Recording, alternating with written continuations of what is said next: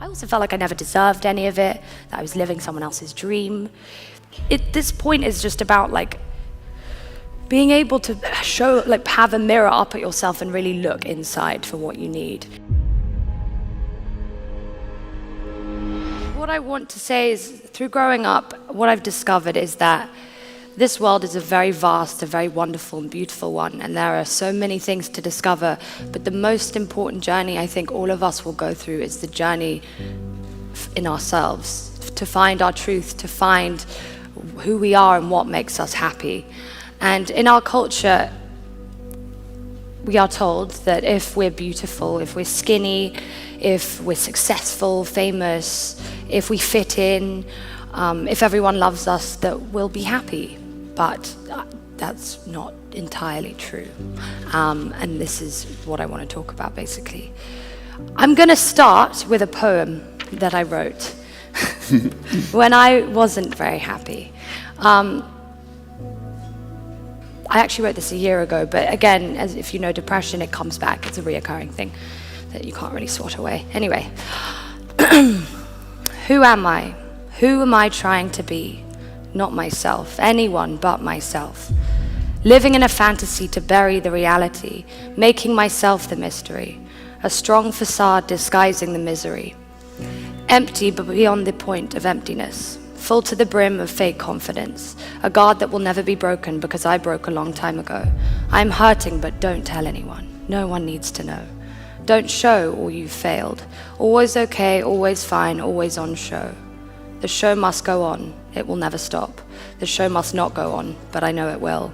I give up. I give up giving up. I am lost. I don't need to be saved. I need to be found. Basically, it's kind of just the same reoccurring thing of, not knowing who you are and feeling. Again, so yeah, this started when I was about 15 years old. I was at school. I really wanted to do well at school to please my parents, to please my family. I didn't really care that much about school because I knew I was never going to be very good at it. I think I pushed myself so far, got to the point where I had a bit of a mental breakdown. I was one of those people that just did enough work. But again, I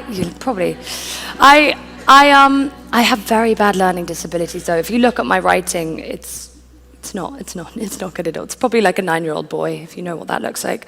But I was, just pushing past. So I got to the point where I went a bit mad. I was completely suicidal, didn't want to live anymore. I thought that I was completely alone. I also realized how lucky I was and what a wonderful family, wonderful friends I had, but that didn't matter. I wanted the world to swallow me up. And nothing seemed better to me than death, which is completely insane. So I got taken out of school, went to therapy, got put on antidepressants, kind of clawed my way back to some sort of rational thought, which took a while. But basically, I stayed in school until I was 17, where I still was kind of plagued with this depression, and I was like, I'm done, I need to leave, which, to the rather large disagreement from my parents, I left, and I knew I had to do something because otherwise I would just go crazy. So I started modeling. There was elements which were fun because it's like this camaraderie of people not being successful, and you can complain about all the people who are rude to you. But it wasn't nice. You constantly are told that you're not pretty enough and not tall enough and not skinny enough and people are better. And when you're young, you think that means I'm not good enough as a person. Like that means I'm not living up to who I should be, and you kind of get battered and bruised a lot, but then you kind of grow a bit of a skin. What were the agencies like? What was an agency like? Because I always think they're quite macabre things. Yeah, I mean, the thing with models is you get used. That's the thing. I saw a lot of misuse from photographers, perverse photographers to young girls. A lot of straight photographers only really do this because they want to sleep with young models. Bad kind of experiences in that sense, not by me, but to other poor girls who don't stand up for themselves because you feel like you should be used because that's what models do. But then, about a year into it, I was discovered. I did Burberry, and then everybody wants you. After so long of being like, nobody wants you, suddenly like, oh my God, who's that? I was like, I've met you 5 times, and I'm pretty sure you didn't want me 2 minutes ago. But cool. I had no concept of saying no to anyone, ever. And this is one of the most important show business lessons, actually, learning how to say no. Have you learned yet? Yes. I think life, you should always experience things, but you should say no. I mean, it's more about being control and not being a puppet is what the most important thing is. And not doing anything for anyone else apart from yourself. Because after a while, I just started to get sick, and I got this horrible thing called psoriasis. You look at yourself like you're an alien. You're like, I'm so disgusting. It's not good for you, especially at that time. I felt more disconnected from myself than I think I ever had, which I was for a long time, quite disconnected.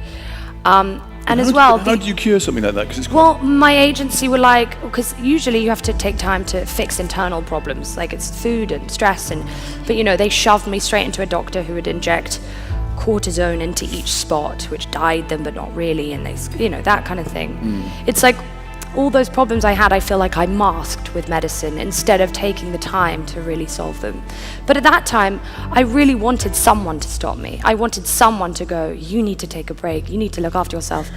And no one did, because Would you have I listened was to the them one anyway? who had it all. Like I had what everyone wanted. Would So you have surely listened I to them, should do you have been think? happy. Yes. You would. Yeah, of course I would have. That's what I wanted. I'm It was the more person- like the external life. I couldn't be luckier, more blessed, but the internal battles that were going on were just, I also felt like I never deserved any of it, that I was living someone else's dream. This point is just about like being able to show, like have a mirror up at yourself and really look inside for what you need. And what happened was I eventually said no, and I eventually took a break. But yeah, so I said no, I started writing. Writing was something that really saved my life. Again, so that poem probably came out then. It was like I would write, and I would read what I'd written, and it was like someone else was talking to me. I was like, what, is that how I feel? It was a very strange experience. And then after that, I found yoga, which was a huge thing for me. I didn't cry a lot. I thought emotion as a kid was a weakness. I thought that if you are emotional, that like, you know, that's like just a silly thing to feel. And when I went to yoga, I started yoga as a superficial thing because I was like, I want to be flexible and fit, you know, like cool yoga people are. And I went in to meet my guru, yoga person, and he was like, why are you doing this? And I told him why, and he sat me down and we just started chanting, and I was like, are we not meant to be doing like whatever? So I was chanting. I got so angry with myself. No, God. And I broke through something and I burst into tears, which I hadn't done in years. And I looked at him and I was like, what the hell is wrong with you? How dare you? You're a monster. Why would you do this? And he was just laughing at me. And I was like, you're a crazy man. What is wrong with you? And he said, if you hadn't have cried, I would have been very worried. And I was like, okay. He was like, and also you realize that this is the first time you've actually looked at me in the eye. And the reason why is because I knew when I looked in his eyes that he saw through me and he knew me, and it freaked me out.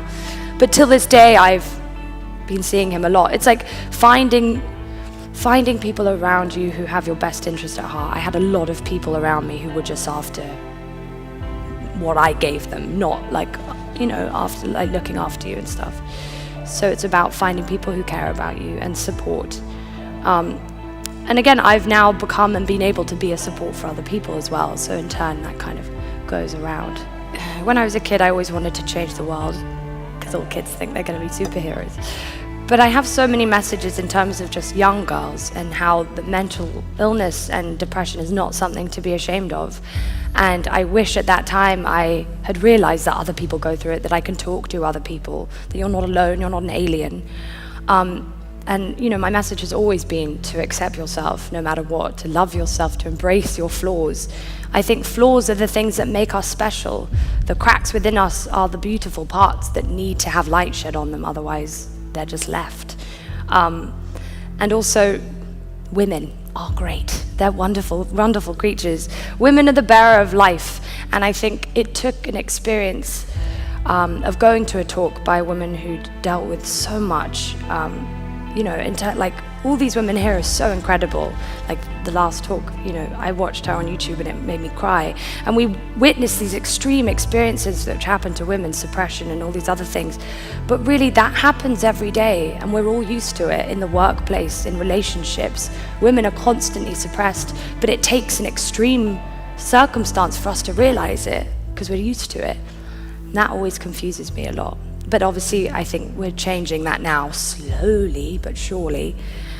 But yeah, just the point of like supporting each other and reaching out and communicating, it's the most important thing. So I want to help, basically. I don't know how, if anyone has any suggestions. When I got my first audition that I cared about, I cried my eyes out because I never thought I was going to be taken seriously. I never thought I was going to be an actor at all, or a model, or anything. I think as well, I have so many girls come up to me and tell me that they want to be models, which is fine. It's not a bad thing. I just think there's so much to do. I just went to a wonderful talk about genetic engineering and neuroscience, and this man who was giving the talk explained these like 10,000 kids is from the age of 7 to 13 who are doing neuroscience. They do these competitions and wonderful things, and they're doing things in neuroscience which weren't done by him until he was like 30. Like how quickly things like that are changing. But they're not, there is an awareness board, it's cool, stuff like that. Like that sounds way cooler to me than being a model. But like no one really knows about it. And I just think there are just so many things. I always say to girls, just dream bigger. Go for president, just keep going up.